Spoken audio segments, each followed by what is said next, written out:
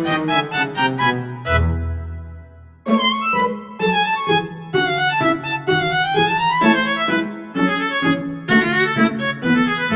hapon aking mga kamag-anak. Ngayon, ibabahagi ko sa inyo isang tekstong informatibo.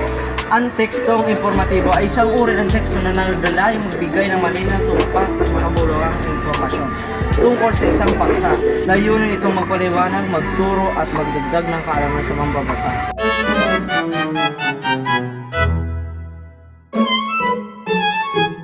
Ano ang mga karanasan mo sa isang sa mga organisasyon? Maraming karanasan akong naranasan bilang isang leader ng isang club.